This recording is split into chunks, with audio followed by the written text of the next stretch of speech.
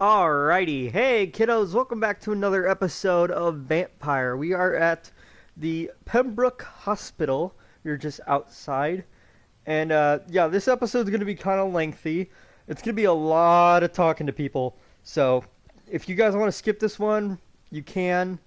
Or just skip to the end of it. I don't know. You probably won't be watching all of this. I know you won't. If you're not interested in the story, if you're not interested in talking to people, you're probably just going to run over it. But, yeah, that's it. That's really all I got. I'm not going to level up for a while because I'm going to save up on all my meds. Alright. You can do better than that. Nah. It's my turn.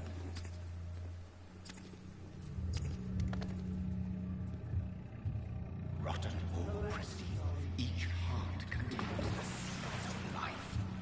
Drink at this river, try it all.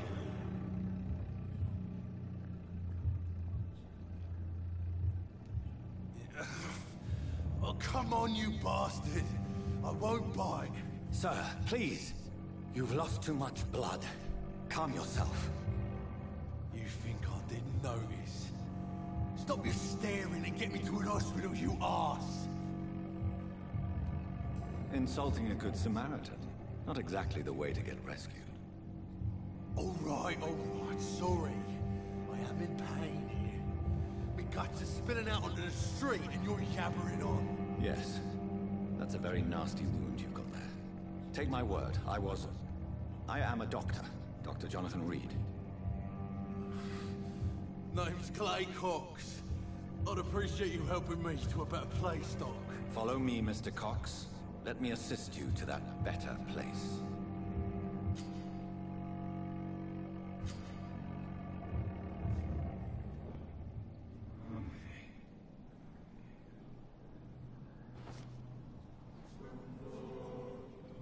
Bring this fading light into the shadows. Dance with him the dance of life and death.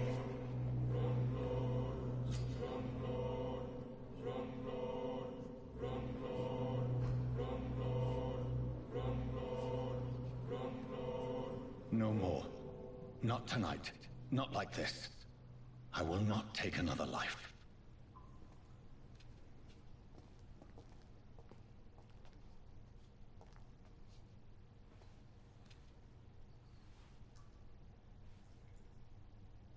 Did I black out?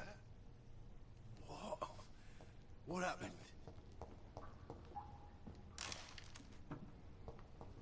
Yep. So you can do that.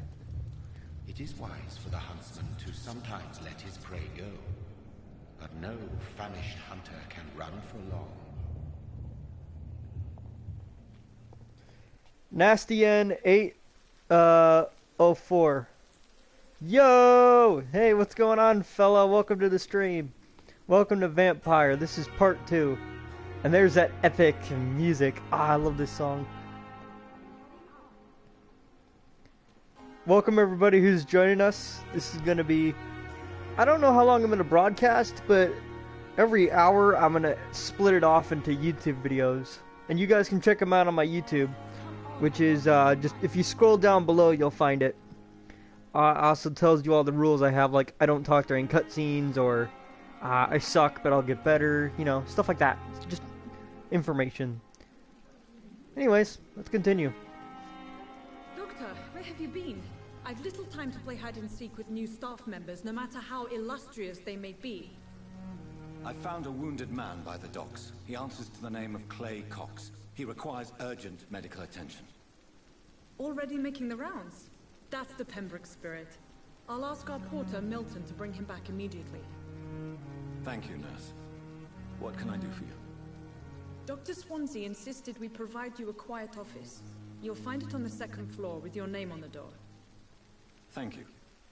Nurse Crane, isn't it? Yes, Dorothy Crane. Welcome to Pembroke Hospital, Dr. Reed. Your office has been prepared. I would like to ask a few questions first. You do you, man. And then some kind of robot face. Yeah, I will do me. I will most definitely do me. If you could point me in the direction of my room again, nurse. Second floor of the hospital, left after the stairs. It's the last vacant office at the end of the corridor. By the way, I'm going for the good ending. I'm not gonna kill a single civilian. I'm gonna try not to, at least. What kind of man is Dr. Swansea? Well, you accepted the job from him. I thought you would have known about your employer. Apologies, I've only just met him the once. This is sudden. I've only just returned to England. Dr. Swansea is a brilliant surgeon and the most compassionate physician. It's right to assume Dr. Swansea knows far more about me than I do about him. You'll get to know him soon enough, and better than me. The administrator has better things to do than mix with us. And Mr. Hampton, the patient we brought in, how does he fare? I gave him a sedative to help him sleep. Poor thing was in quite a state of shock. Thank you, Nurse Crane. Alright. Another night.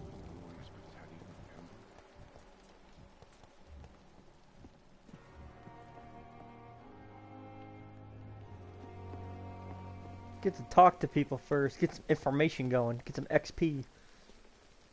Good evening, sir. I'm Dr. Jonathan Reed. I'm new here. I've already heard about you, Dr. Reed.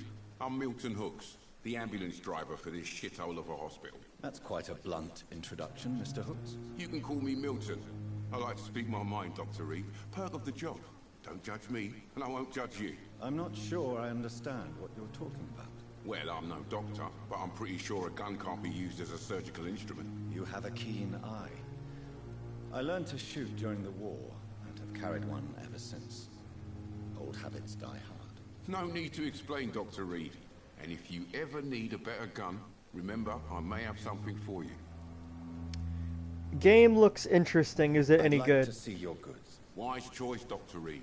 A reliable gun is what everybody needs these days.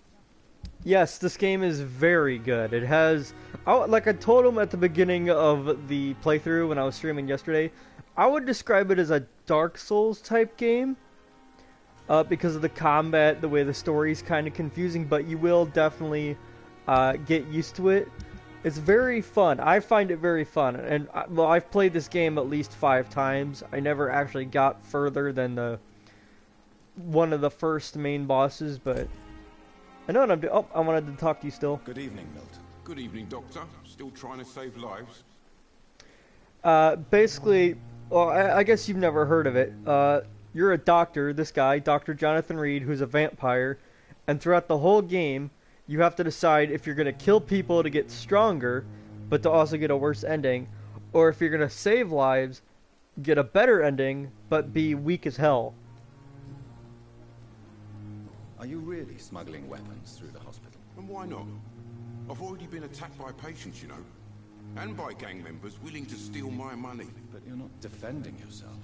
You're selling guns to civilians. You keep people alive your own way, Doctor. I offer them another way to protect their health. How is the situation around here? You want to hear the situation is all right? It's fucking awful. We lack everything. And it's getting worse every day. So what do you do exactly in this hospital? Apart from smuggling guns, I mean. I've been an ambulance driver since... too long, I guess. I bring sick people here night and day. It's a dirty job, but I get it done. Most of the time. It sounds like things have been a bit rough recently. What's happened? Yesterday I got attacked by the patient I was bringing in. I escaped through the hospital's garden, but I lost my wallet when I was running. You left an infected patient outside the hospital. That's incredibly dangerous. Go there yourself if you want, but be careful, Doctor. I'd rather not bring your dead body back. Since you're on the front line, how is the sanitary situation in this vicinity? It's a complete disaster. It's even getting dangerous to enter some streets or buildings. Even the locals attack you. Sounds fun. I'm gonna have to watch you play for a little bit. Yeah, this episode's gonna be a lot of talking to people, but you'll definitely get the story. I'll try to put some combat into it if I gotta go anywhere. Okay. Goodbye, Milton. And who is next? Yeah, because basically what I'm going to be doing is just because I made a new game, I'm gonna have to talk to everybody here. Everybody. I'm gonna have to talk to everybody in this hospital. Which is all these people. Everybody. I gotta get information on them so I can cure them in the future. Good evening, nurse. I'm Dr. Jonathan Reed, the new surgeon here at the Pembroke. Dr. Swansea has already told us about you, sir. I'm Nurse Gwyneth Brannigan. Welcome to the Pembroke Hospital. Did he really? It's a good thing I wasn't hoping to keep a low profile. All members of staff have already read about your new blood transfusion technique. Dr. Swansea made sure of that. I see. Well, I'm a little surprised, but I suppose I'll just have to deal with this unexpected notoriety. You must know, blood transfusions are Dr. Swansea's primary subject of research. He is convinced it is the future. Yeah, so speaking of, besides him being a surgeon, he's the one that, in this timeline, invented blood transfusions.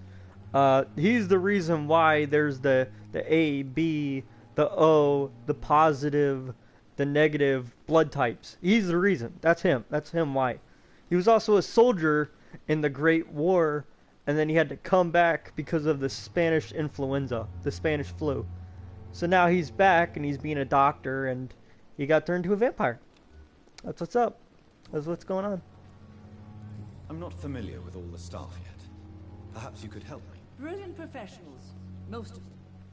Dr. Swansea has a gift for recruiting talent. Most of them. Is there a problem I should know about, nurse? It would be inappropriate for me to speak ill of a colleague. Is there anyone that stands out? Well, I have never met someone as dedicated as Dr. Tippins. He should be a standard for us all here. If only he were younger. Why should his age be a problem? I guess it's fair to say he's always pushing himself to the limits. He just doesn't know when to stop and get some rest. Nurse Brannigan, if you do know something, please tell me. Anything you say will be held in confidence. No. I may disagree with some conduct, but in the end, everybody is doing their best. How are things here? Not good, to say the least. We're struggling against an invisible enemy, more lethal than any bullet from a gun. It's hard, Doctor. An invisible enemy?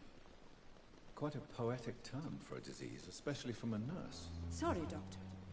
These last few weeks have been exhausting. We could all do with a good night's sleep. Do you think this hospital can survive the epidemic? We are all volunteers here, and we're trying to hold fast, but how do we beat an invisible killer? Some nurses have already resigned.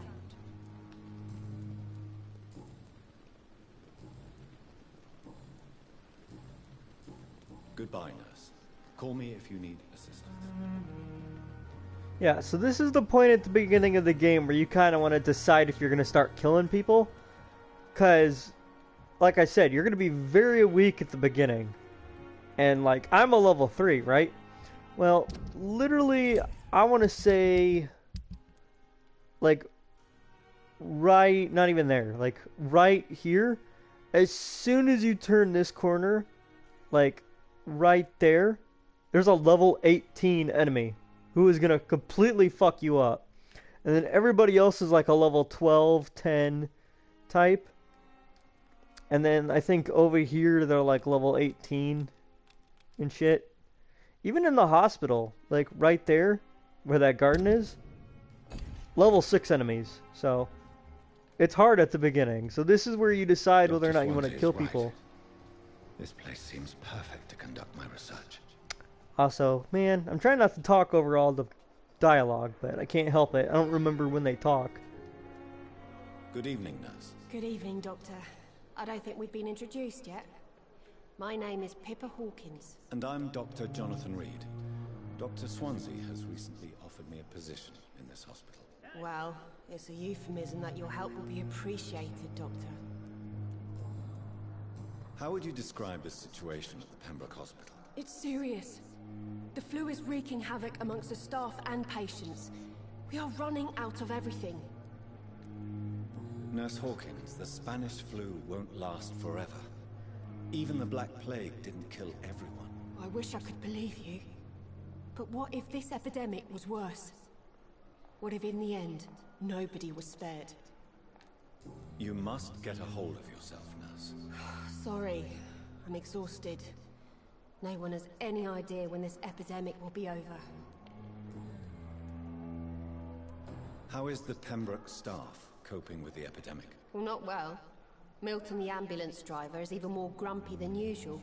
Especially concerning doctors. Why is Milton grumpy on a daily basis? Is it just an act? Milton's not the kind of man who's bothered about a bad reputation, whether he deserved it or not. Why does Milton dislike doctors? I don't know. Just ask him. But be warned, Milton is not the chatty type. He seems talkative to me. How long have you been a nurse? Well, long enough to see that the epidemic is winning. And no matter how qualified you are, don't tell me you'll change that. You're right. When dealing with such a terrible disease, one must remain humble. But that doesn't mean we shouldn't try our best. Sorry, Doctor. I don't want to sound bitter, but I'm just too tired to give a pep talk like Nurse Brannigan. Goodbye, Nurse Hawkins.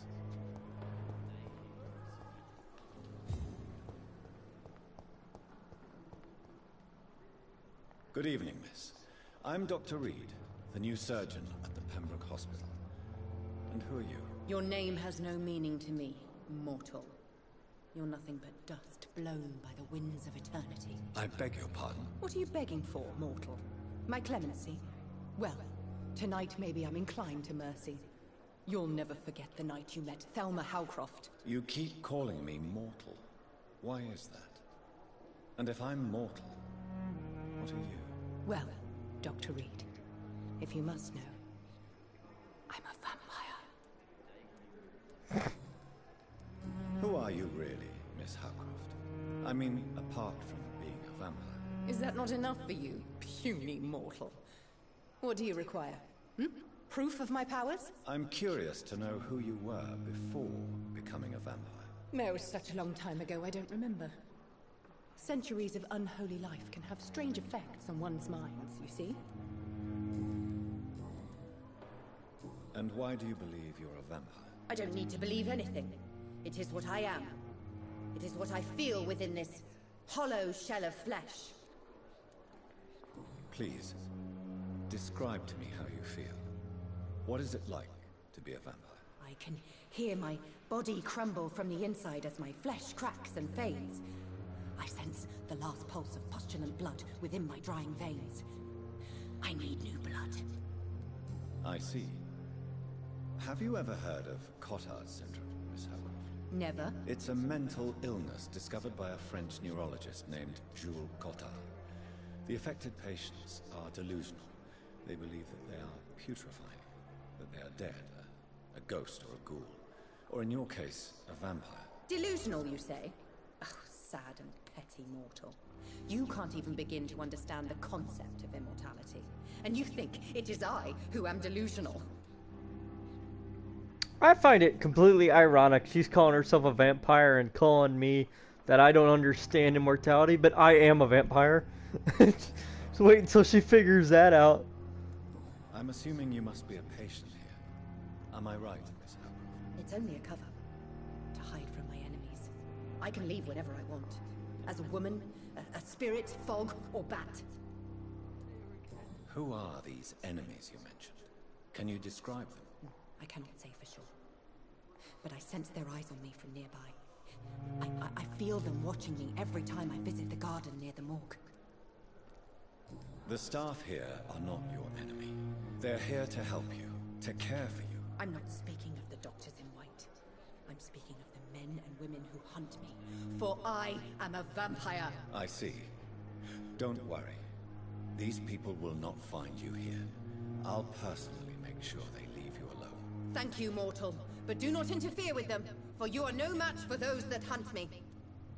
I just want to put my hand underneath her chin, like the two fingers on each side of her chin, and go, Don't you know who I am?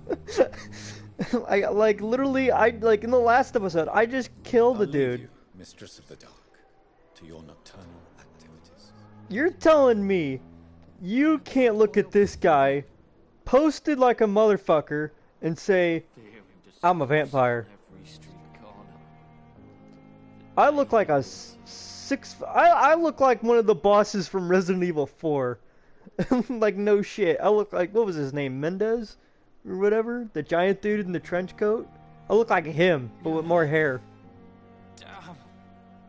The pain. Time has lost its effect on me. Here again. But the suffering continues. Cool. Anyways. Oh.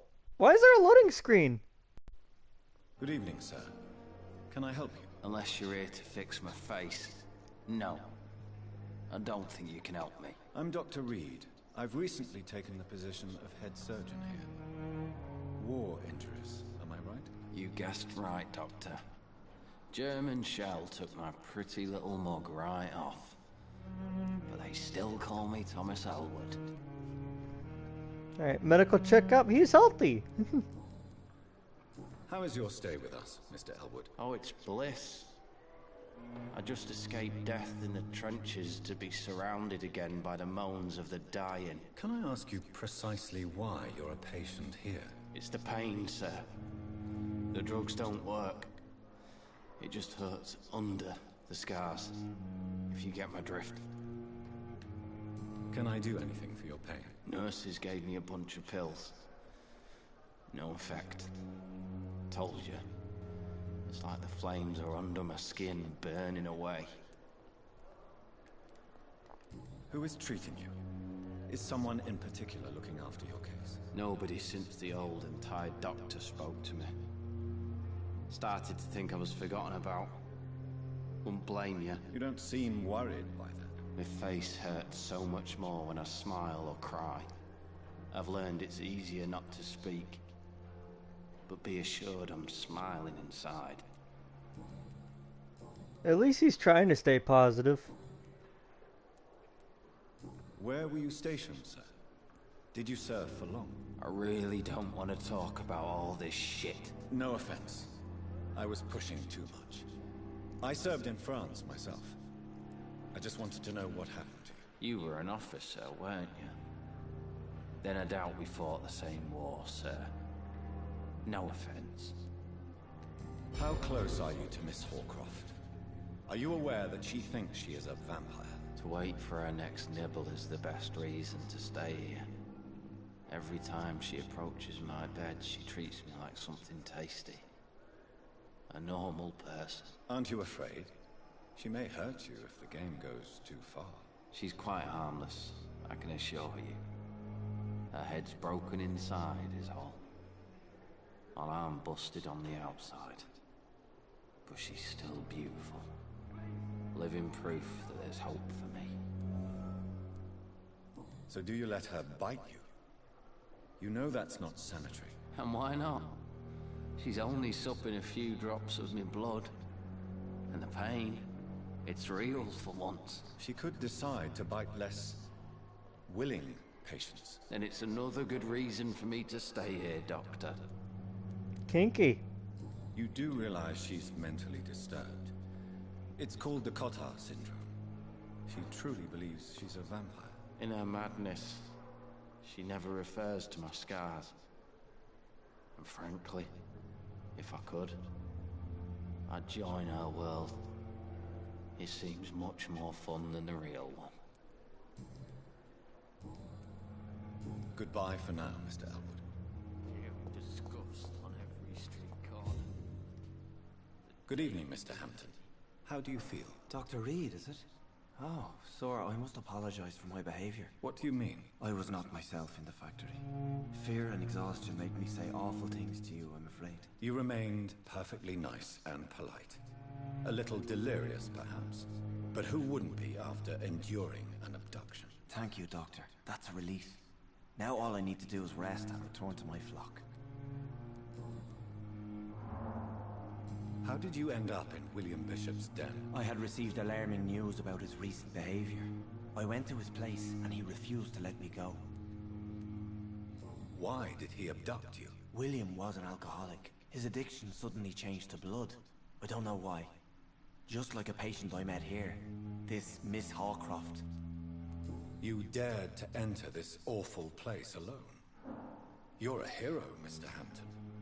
Or a fool. I'm just a man trying to help his friends, Dr. Reed. William Bishop was a conflicted soul, searching for light. Do you know Tom Watts, the bartender from the Turtle?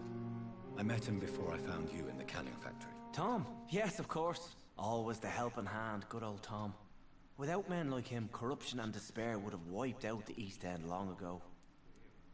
People are still in despair. How could it be otherwise?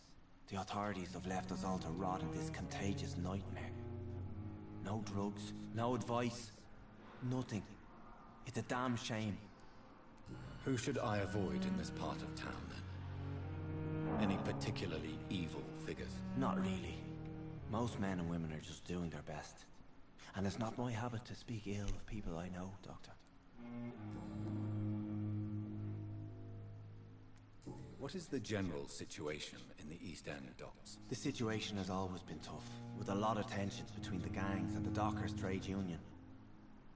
The Wet Boot Boys are very nervous since they lost their leader. Who leads the gang now? Since Clay Cox went missing, it's his wife Edwina who runs the show, with the assistance of her minion, Booth Digby. Oh, okay. Has the gang been threatening you? Ah, no. I've had this nickname for so long, you know, the sad saint of the East End. No one dares to bug a saint, not even criminals.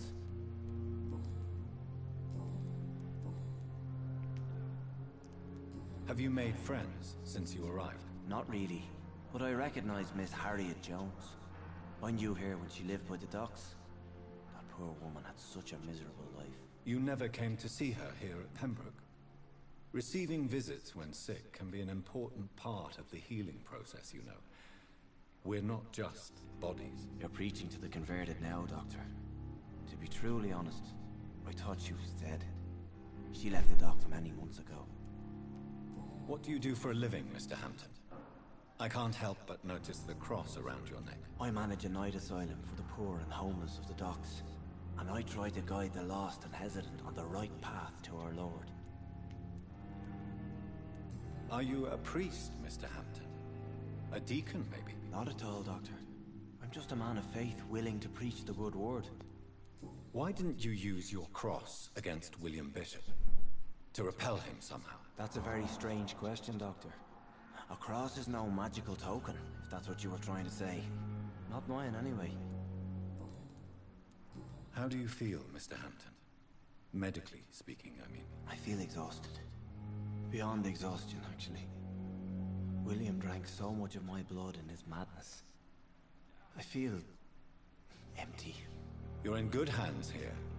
Dr. Swansea is well versed in blood transfusion, and I'm sure he'll take the best care of you. Thank you, sir. I believe all I need is rest, and then I can go back to the people who need me. Goodbye, Mr. Hampton. We'll talk again later. It's locked. Yep, but the last patient's in there. You can't talk to her right now, but you can later. Alright, who is... Wait, where's the backyard? Is it over here?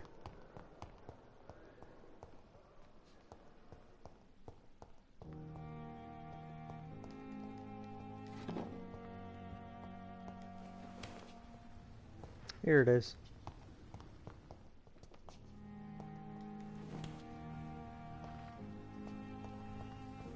Wait, maybe? No? Yes, here it is. Skal voices in the garden. I should investigate. If they were to find somebody.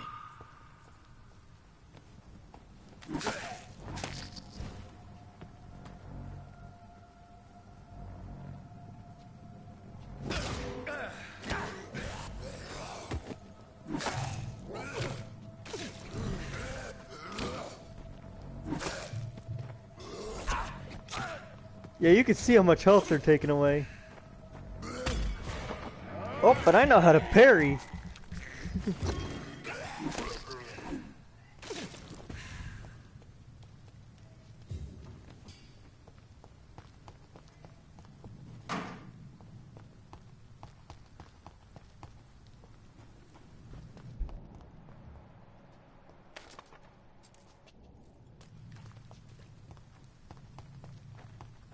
Yeah, so here's the combat.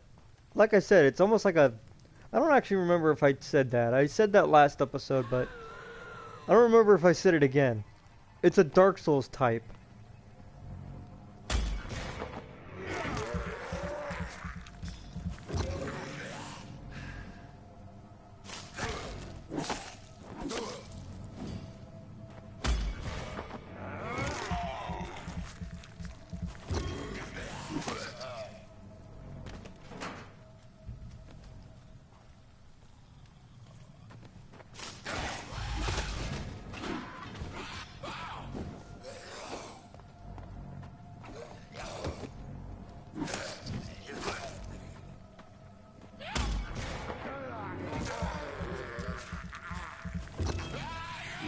Yep, it was mentioned. Okay, cool. I forget my commentary sometimes.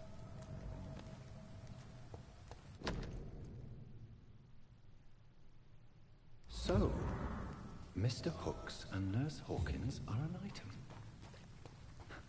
Those two have hidden their affections well.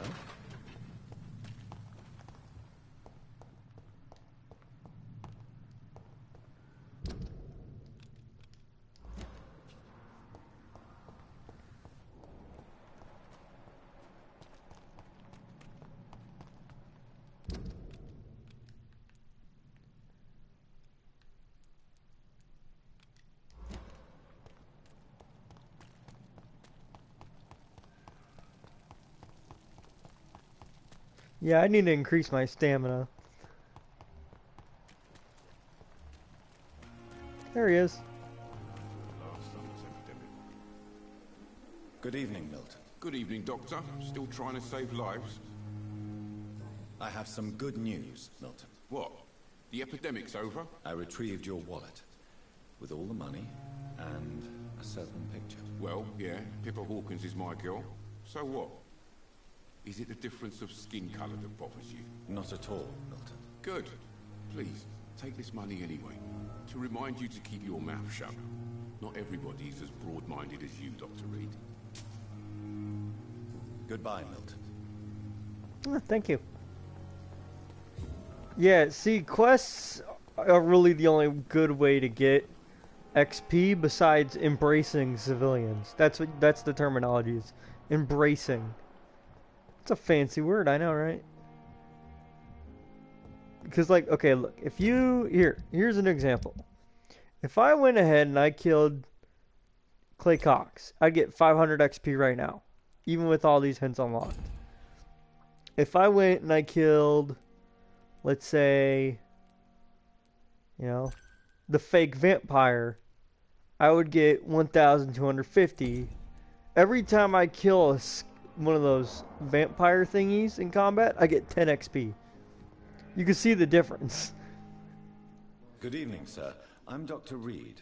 I believe we're going to be colleagues. Reed? Yes, I've been informed about your arrival. I'm Waverly Ackroyd. Welcome aboard, I suppose. Does my arrival inconvenience you in some way, Dr. Ackroyd? Let us just say that I don't particularly share Dr. Swansea's enthusiasm for hiring you. What we need here are reliable professionals, not overrated dabblers. If you have a problem with me, Dr. Ackroyd, please feel free to tell me. Dr. Swansea has imposed your presence on this hospital without asking anyone's advice. The benefit of his position. But I don't agree with it. I know we've never met before, but I believe this hospital could use all the help it can get. You will agree with that, I'm sure. Oh, but I have heard about you, Dr. Reed. Of course, you can't say the same about me, since I have not wasted my time courting the press. There is no need for such animosity between us. Don't you think the epidemic is already enough to deal with? That is one point we could agree on. And that is precisely why I want to be sure that you will be of help to this hospital, instead of a burden. Since your tenure in this hospital is longer than mine, perhaps you can tell me more about this place. Let's just say I'm tired of the carelessness around me. I have always respected the skills of Dr. Swansea, but over time his enthusiasm has become displaced. Carelessness? Exactly what are you talking about? We're here to save lives. The people who trust us are not volunteering for experimentation. They're here to be healed. I don't intend to run any radical experiments, Doctor. Even if I, as any good practitioner should, express an interest in pushing the boundaries of medical research. Modern medical methods were created through audacity and ego. But there are rules in our line of work, and they're here to protect our patients. I don't know what you've heard about me, but I have already proved my value as a practitioner. I don't question your skills, Dr. Reed, but your motive. Is it money, fame, or are you truly dedicated? And what exactly is that supposed to mean? I served in the war just like you. But unlike you, I did not use the wounded to play the modern sorcerer. Be careful what you insinuate, Dr. Ackroyd. I only want you to admit you used those men to improve your theories. This is ridiculous. My blood transfusion technique saved many lives, and you know it. You see? That is exactly what I hate about people like you. You avoid this kind of accusation instead of facing reality.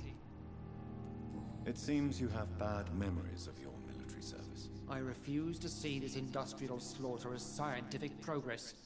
War only reveals the worst in men. We can at least agree on something, Dr. Ackroyd. He seems like a rival and a half. Thank you for your time. We'll talk later.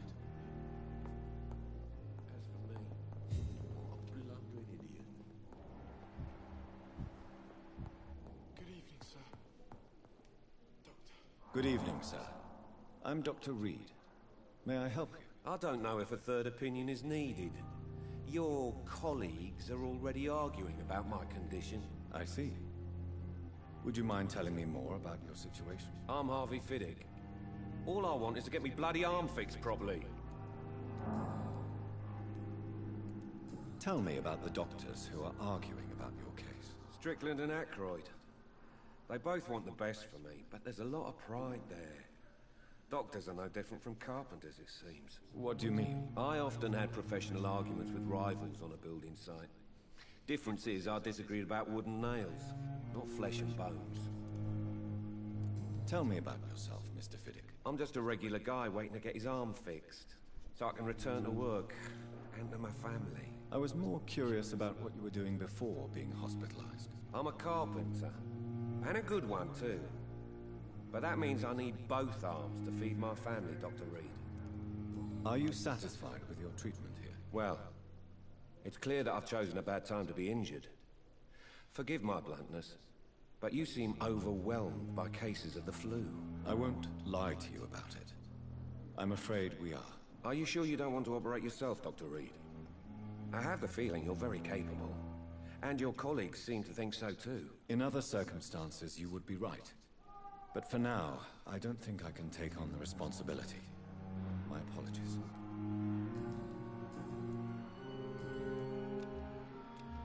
Goodbye for now, Mr. Fiddick. I'll see you later. You always knew the words to calm the children, Ellen. As for me...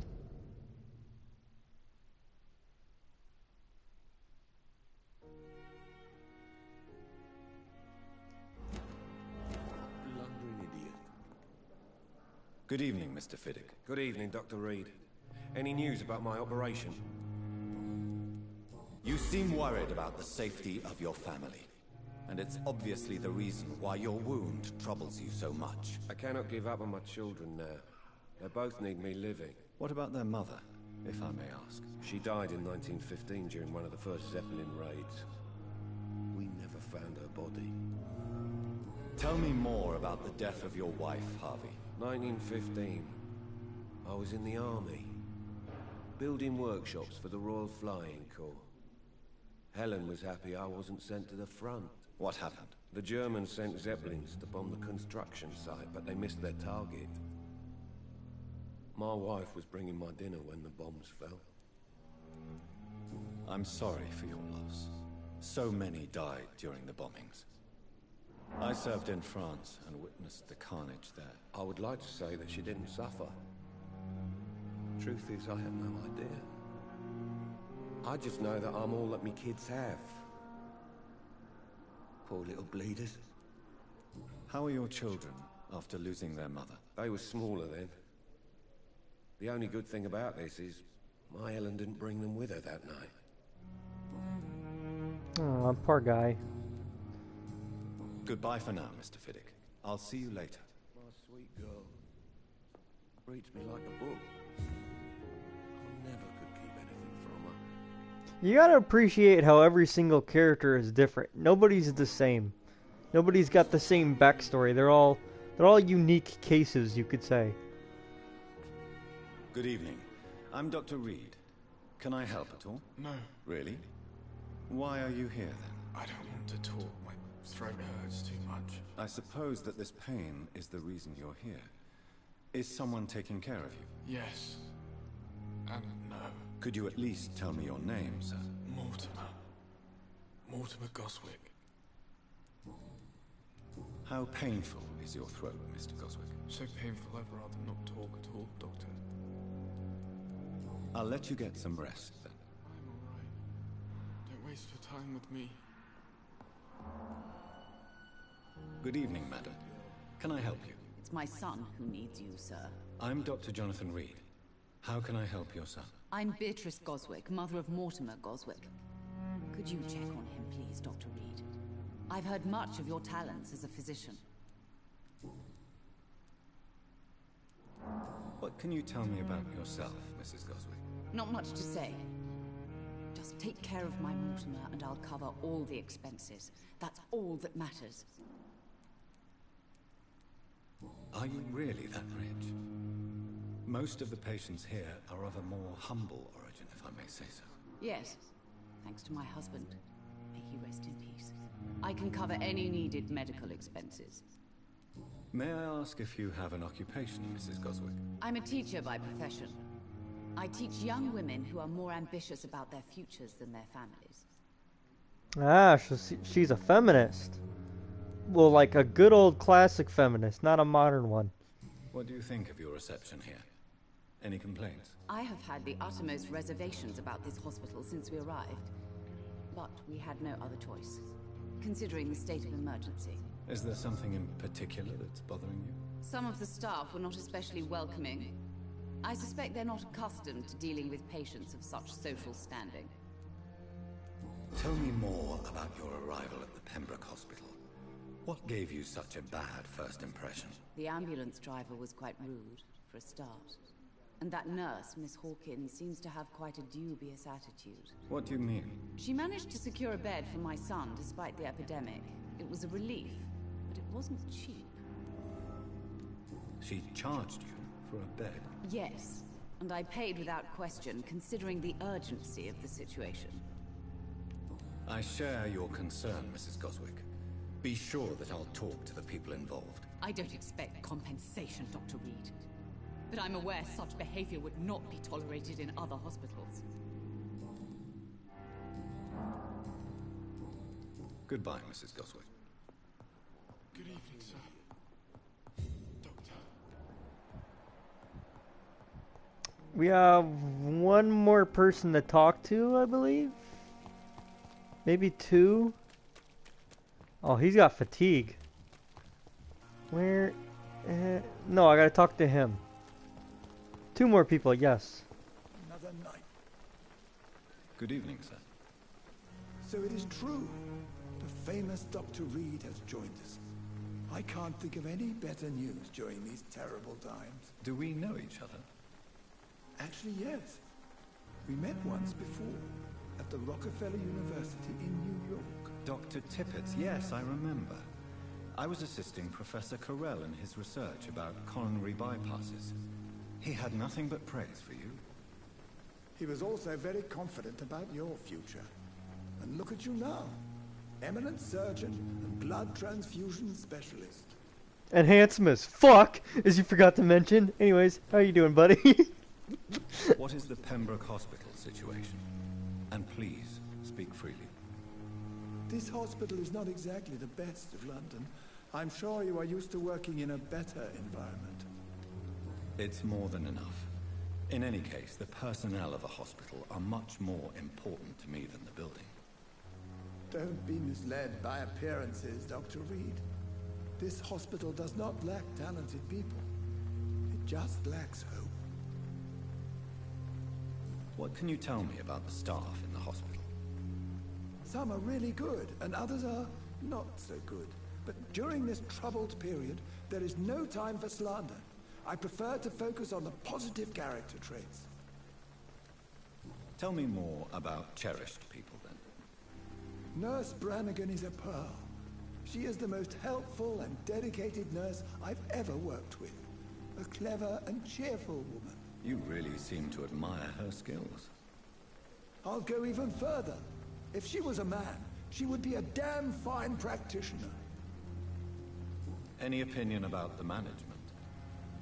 I don't always agree with Dr. Swansea's reserve, but I must admit he does all he can to keep this facility running during this crisis. Ah yes, the burden of command. I was fed up with this concept while serving as a medical officer. Don't get me wrong. Swansea's a good administrator. I just wish he would get out of his office down again. You're exhausting yourself, Corcoran. Maybe you should think about preserving your strength. No. We must keep on healing all those poor souls. We are the last rampart before chaos. Once more, unto the breach. Nurse Brannigan is worried about you, Doctor. She should not have told you that. I will have a word with her. You don't have to blame her for her honesty. I'm not that kind of man, my dear Jonathan. Actually, Nurse Brannigan's opinion is the only one I may listen to.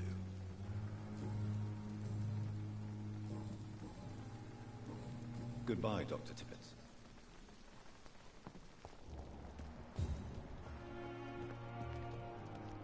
Alright, and then we got one more person. We can't talk to them just yet.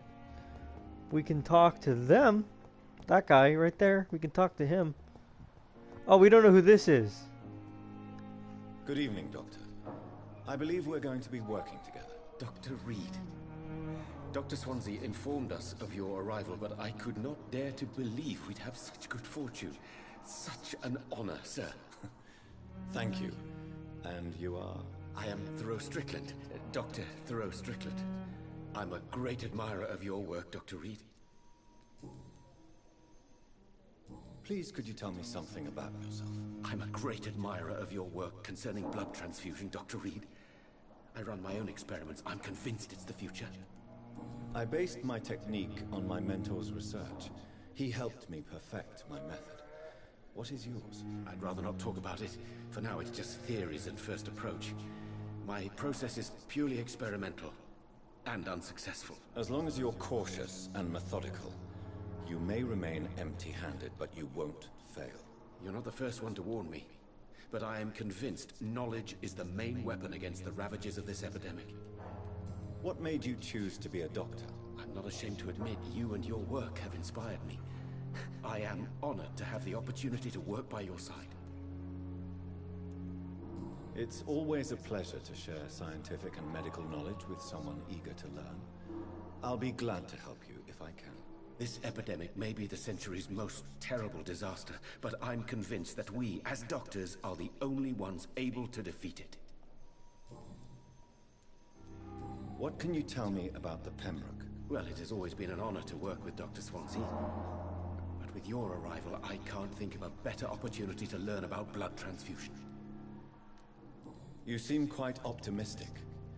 It's a rare and precious attitude in these difficult times. I'm convinced that this epidemic is a test of endurance and dedication for us men of science. Questions remain about our capacity to resolve the situation. True. Last summer, during the first wave of the epidemic, I used to joke with Milton about the extra work. We're not smiling now. Do you need help with anything in particular? Well, yes, maybe. I'm waiting for a batch of products I ordered for my personal research, yet my supplier seems to have vanished. Do you want me to play the errand boy for you? Oh no, Dr. Reed. But if you went personally to his shop, what with your reputation and all, he wouldn't dare to refuse the products I need. I see. Well, give me the address, for I may pass by if I have time. What do you think of Dr. Ackroyd's aversion to modern medical methods? It's a shame he's so narrow-minded. Dr. Swansea taught me that science is about exploring uncharted territory. I'm convinced that's true. With the influenza and all that's going on, you should put your differences aside, don't you think? Why is it so difficult to work together? I believe that if Dr. Ackroyd had been the one to discover the transfusion process, he would be the first to recommend its use. So you believe it's just a question of jealousy and pride? Dr. Ackroyd is as proud as he is blinded by his obsolete concept of medical science. Hey man, I'm sorry to say, but I gotta go. Alright, see you later, Nasty. Hey, if you do want to check it out in the future, I'll have episodes posted on my YouTube channel under the Vampyr playlist. Tell me more about your willingness to experiment with new medical techniques. Harvey Fiddick is a patient suffering from a severe injury that could cripple him if not treated correctly. I'm convinced your blood transfusion technique could help him. What is it you really want? To save him, or to prove your point? Fair question. I want nothing but to save my patient, Dr. Reed. Especially since I know Mr. Fiddick's story. This personal involvement could also appear to be a lack of impartiality. You must know that a good surgeon must remain neutral. I agree. But that does not excuse Dr. Ackroyd's behavior. A man who did not even take time to converse with his patient. Do you think keeping his distance was a mistake? All I know is that I'm taking care of human beings with desires, hopes, and fears. Not some biological machine comprised of blood, bones, and flesh. Tell me Mr. Fiddick's story. Our first diagnosis was compromised because Mr. Fiddick lied to us about the real origin of his injury. He first claimed it was an accident. But why would he hide such crucial information from us? Because he is a proud father, ashamed of putting his children at risk because of his own negligence. Goodbye, Dr. Strickland. Hope you have an amazing night. Sounds good. Alright, cool. Yeah, see you later, my friend. Said she was being watched by vampire hunters. Where are they hiding? I should investigate. Well, before you do that... It's locked, all right. I'm gonna talk to this guy. Good evening. I'm Dr. Reed. Always a pleasure to meet a colleague, sir. Especially when he was supposedly dead. A colleague? Are you a doctor, too? Not anymore, sir. I used to be Dr. Rakesh Chadana. Now, I'm just Mr. Chadana, pawnbroker and humble guardian of this morgue. What do you mean, you used to be a doctor? Was your license revoked? No, sir. It is just that I like to be precise. I run a little pawn shop while taking care of the dead. But I used to be a real doctor. Do you work here alone? Yes, very easy work, sir. All I have to do is watch a few bodies. The situation was very different when the main morgue was still open. Why do you have to watch these bodies? Because these poor fellows have no names. We keep them in case someone comes looking for the missing. Sadly, very rarely happens. Why close the hospital's main morgue? It was for sanitary reasons after the beginning of the epidemic. Cadavers had to be moved to the nearest mass grave. Are you afraid or uneasy being surrounded by so many corpses? Why should I? These bodies are empty vessels. Flesh left to decay. Poof. No soul anymore. All gone. An interesting point of view. And quite an exotic one, too. Most people fear, or at least have a respect, for dead flesh. Sir, as a medic during the war, I learned to face my death and the death of others. It's the pain we have to tame, not death itself. How did you get this job? After I left the army, I worked as an undertaker down by the docks. A dangerous place with many an unpleasant business there. Milton Hooks helped me get a job here. Have we met before? I don't think so, sir. Why? When we first talked, you said you were glad to meet me since I was reported dead. Funny story, sir. Your sister came here a few nights ago. You were missing, and she was looking for your body. She must be very relieved now. Oof. A pawnbroker? I expect you get all types of people here. Yes, sir. All kind of people. For I sell all kind of goods. Who comes here to trade with you? It's very unhygienic, even unsafe. Diseases can spread. For the customers, for the hospital.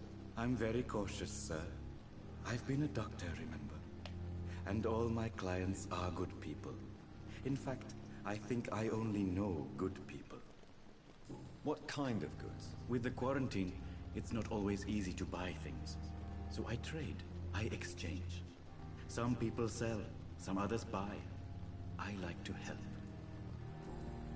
Since you're not afraid of dying, do you believe in life after death, Rakesh? No. I believe we must do all the good we can while alive.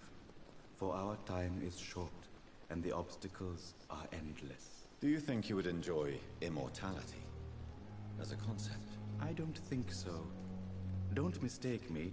I love life, and I'd like to live a long life. But everything has to decay, sir. Even goodwill. Do you really believe goodwill cannot last? As I said, sir, everything decays. If I was to never die, goodness, I would be bored or worse. And I like to be helpful, sir. Quite depressing, wouldn't you say? Yes, but the good news is, we'll all die before losing our humanity, sir. So you're ready to die? No, I am not. I don't fear death, for I won't see it. What troubles me is the pain my death will inflict to those I know. You're a wise man, Mr. Chidana. No, Dr. Reed. I am a foolish man. But I like to think otherwise. Please show me what you have to sell. Of course. It's just trinkets and curios, really. But I'm sure they can be useful. I'll buy that.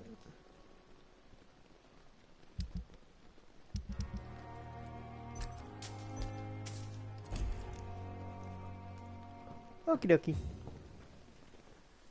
I'm gonna go look at my office, and then we're gonna go ahead and do the side quests that we can do. And before I do that, I'm gonna look around for anybody else that I missed, because I'm sure that I have. If not, then I'm just gonna continue. I can't talk to him just yet, so.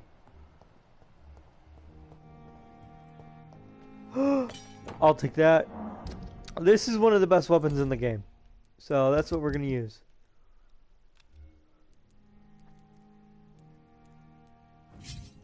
I will try to get the actual best weapon in the game, which is the True Dragon, I think. It's the True Dragon Bane, which can do like 400 damage fully upgraded.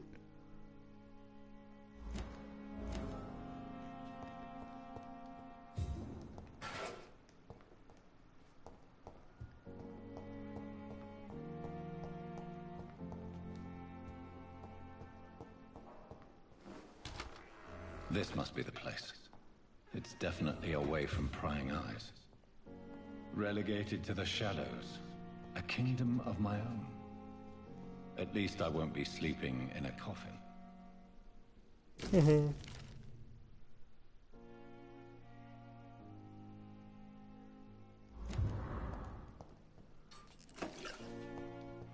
The flower's dying.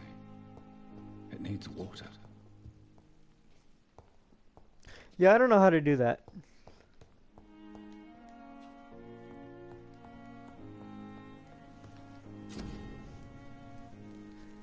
I can't make that yet.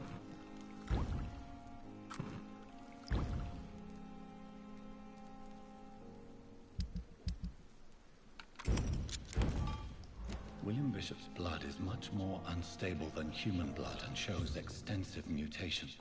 But this is not what happened to me. I must keep on searching. Okay, the sun is about to rise. I can feel it. I'll continue tomorrow night.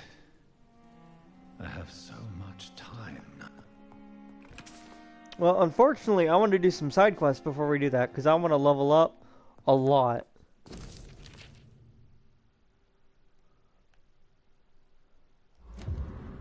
So, I'll see you guys in the next episode. Bye, kiddos.